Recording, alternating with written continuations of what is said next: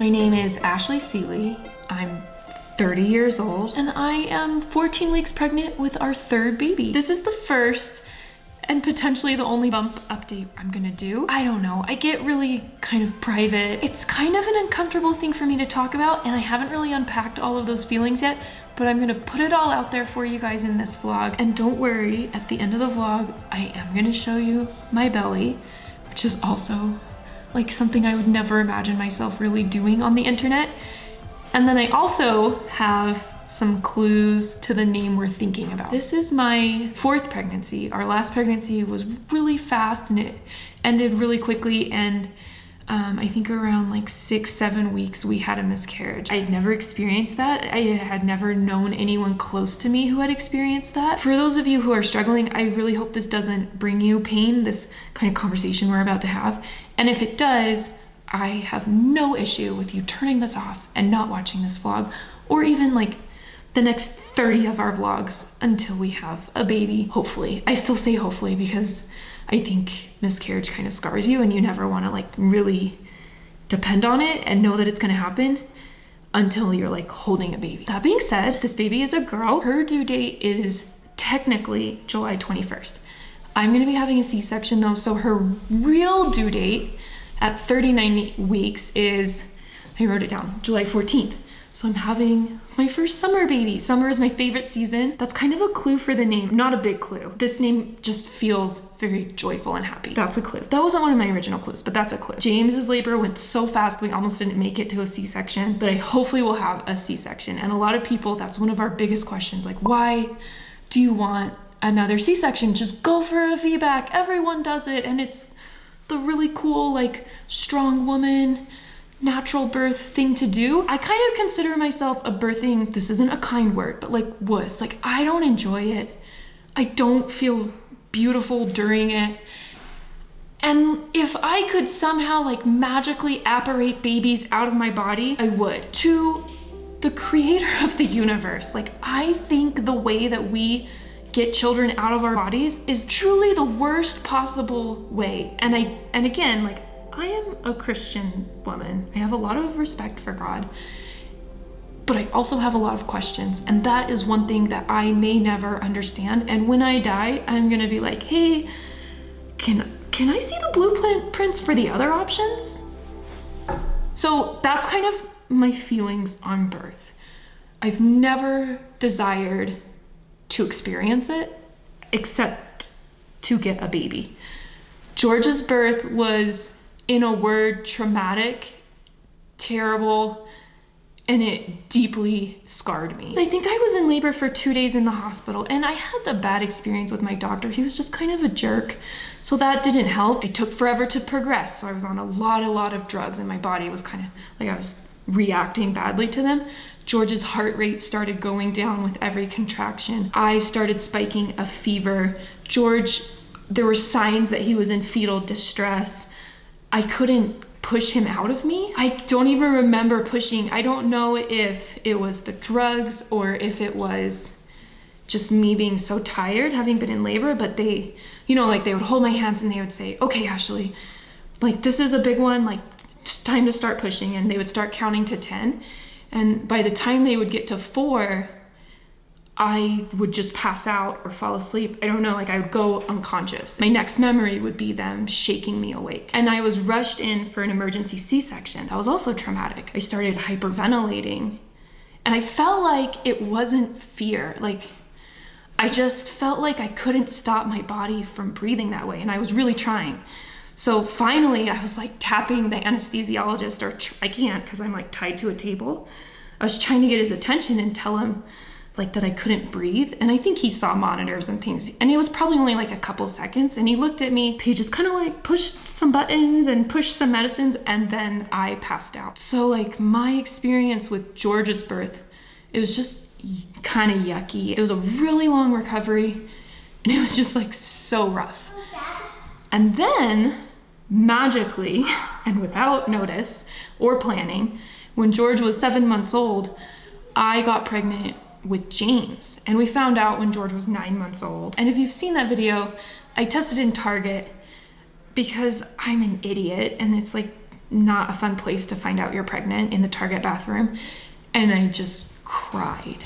I was just not ready at all. And then we had James, and James was, again, a scheduled C-section. OBs, I think they kind of like to do C-sections after C-sections. They do offer you the option of a VBAC, but I just had no desire to do that again. James was scheduled to have a C-section at 38 weeks, and I went into labor with her at 37 weeks and 6 days. And labor went super fast. Like, I've never had a scheduled C-section before. I don't know the rules, so I thought it was like a normal birth where you kind of had to be pretty far along before they admitted you into the hospital. And that is not the case. You just have to have like a tickle of a contraction and they take the baby out, if you're as close as I was to having a baby. So I got to the hospital at 6 centimeters. And again, this is the face of a girl who would never, ever in a million years choose to naturally have a baby. So I got to a 6 naturally, and I was dying and cursing all that has ever been, but mostly like Dallin, and also a little bit God, but I'm not proud of that. And by the time they had an OR ready for me, because the ORs were all full, and by the time the doctor came, it was probably 2 hours later. And I've never, I've never felt natural transition, but I think I was really close. So James came via C-section, via an entirely natural labor process, which is kind of like worst case scenario. Like, no one wants to recover from both of those things. So this baby is hopefully going to be another C-section, and we're all crossing our fingers that I can just like waltz in with my little robe and my cute bag and be like, okay, like I'm here, I'm ready. But honestly, like, I don't really believe that's gonna happen. So for all those reasons, we're like hardcore, like, let's have another C-section and let's schedule it a week early to hopefully not do what we've done the first 2 times. Okay, this is the question that we get the most though. What will baby's name be? Baby is a girl. With James, I had this name that I had always loved. It's this funny story where I was a camp counselor and they didn't have a name tag for me, but this guy named James by accident had 2. So I was just James for a week, and I loved it. I think I was an Ashley growing up, and there was always like 17 Ashleys, and I just loved how unique it was. And I also felt like, for a girl, it's a really beautiful feminine name. I don't know, it might just be me. I might just really love that name. For this baby, I didn't come in with any names that I loved. I actually hated all names. I felt like every name was the worst name ever. And I didn't want to guess the gender, because with George, I thought I was having a girl, and with James, I thought I was having a boy. We also have a habit, George and James, of 1-syllable names. And we also have a habit of like names. But I don't want to be the Duggars, so we didn't want to do that again. So this name is very feminine. It's more feminine than I thought I would resonate with, but I really love it if we stick with it. I have 3 hints for you guys. So the first clue, and if you follow us on Instagram, you already know, is that the name is a D name. And if we go with what we're planning or kind of vibing with, her initials would be DMS. My second clue is that the first name is not 1 syllable, but 2. My third one is that this name has kind of like a nature-y meaning to it. Like, it's not a nature name, like it's not like fern, like the name of a plant, but like the meaning of the name is nature-y. So those are my 3 clues. Feel free to guess. I will say that we posted the initials on Instagram and Facebook, and someone did guess the entire name, and I was shocked. I'm probably just not as unique as I think I am. My third biggest question that I get in my DMs is, how am I doing? And that's kind of like a twofold question. There's kind of like, how are you doing physically? And then how are you doing emotionally? With James's pregnancy, I was an emotional basket case. With George, it was just kind of like everything was new and I didn't know what was coming next. Physically, I'm doing great. And I mean, this might be like a pregnant thing.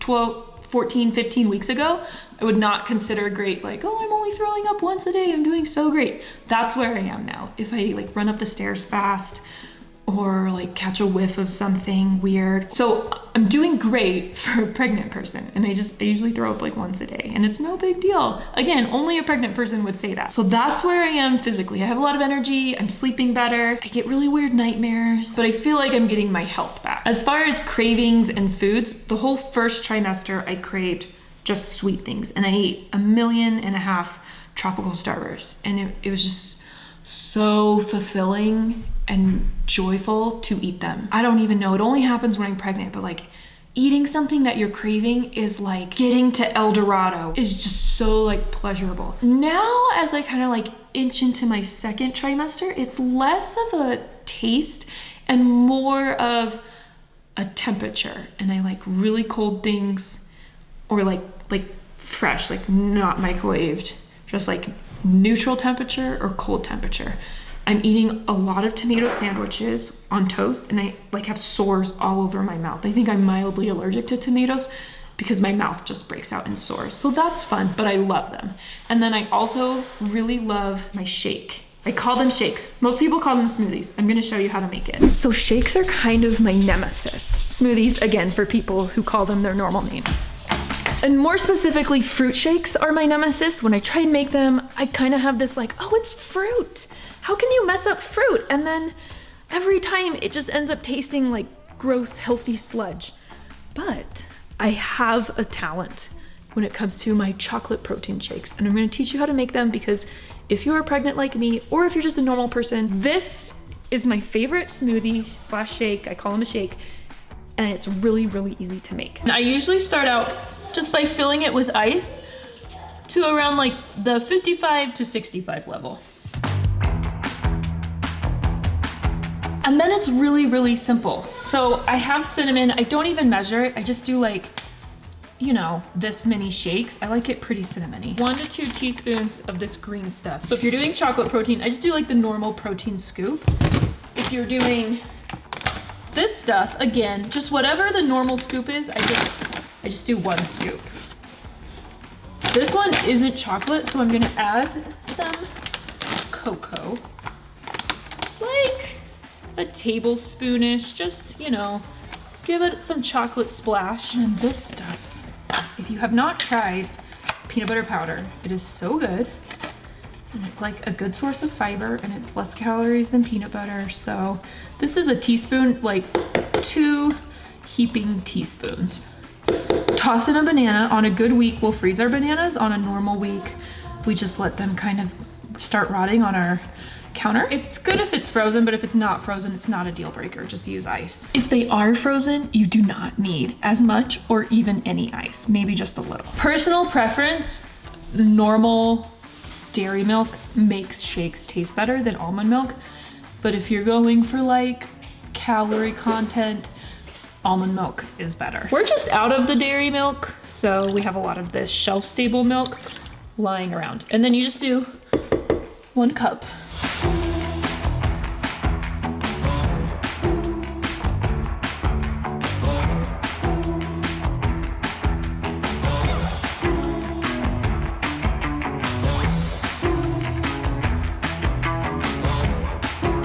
It's delicious and nutritious. And so good. And then it makes like a little bit extra, and I'll just give that to the kids. Alan, tell the people how good my shake is in case they don't believe it. This is so good. It's not one taste. It's just like a perfect conglomeration of peanut butter and chocolate and health. And I don't know how to explain it in another way. The cinnamon in it. The cinnamon. The whole like, how am I doing mentally and emotionally conversation is a bit more of a spiel. When I talk about this, I don't want to sound like there wasn't joy in the journey, or I don't know, like they made my life harder, but I also don't want to sugarcoat how hard it was for me. George was my first baby, and everything was just kind of like unknown. I didn't know like what each week would look like as I progressed in my pregnancy, and I didn't know like what birth would be like, and I didn't know about what postpartum looked like. And then I like kind of went through it all, and it slightly traumatized me. George was an angel and a blessing and beautiful, and like I would do it all over again 100 times for him, but it was still hard. And then we got pregnant with James. in a very like unplanned fashion. Way soon for me. I was not at all ready. And just like me not knowing what I was going through and Dallin not knowing and our family not knowing, it caused a lot of like hurt feelings between me and Dallin. It caused a lot of self-scrutiny on my part and somewhere between like criticism and probably loathing, somewhere in between that. And then even with our extended family, like no one really understood, and I was just kind of Dallin's crazy wife who ruined family outings and stressed everyone out. And then all of that, like stressing out my marriage, being stressed about my baby, stressing out our family, kind of just piled on me in this huge, just yucky, weighty situation that just, that led to, I mean, I was depressed. And then I kind of grew and came out of it and got better and kind of got my head above water, and the kids got older and everything got better. And with this baby, I just mostly feel empowered. I've done a lot of just finding myself and finding my worth and not stressing about my body as much as I used to, and like constantly comparing it to, I don't know, like Kendall Jenner's body. And for the record, Kendall Jenner is a beautiful human with a beautiful body, and so am I. They're just different bodies. And I was never able to say that before. Like it was just, how close am I to Kendall and how far am I to Kendall? And that equals my worth, which was always like way over there because I don't look like Kendall Jenner. I'm really proud of myself and I feel really strong and I feel beautiful and I feel just very like at home in my body. And so it was a whole new experience, knowing everything I would go through, kind of knowing worst case scenario and miscarriage and postpartum anxiety and depression and struggling with nursing and not sleeping for 3 years, like knowing all of that. It's been really cool to also know that I've chosen this baby. It just helps, I think, when you feel like freedom and choice and knowledge, you just feel more empowered and able to be joyful even when it's hard. And that's kind of how Dallin and I feel with this baby.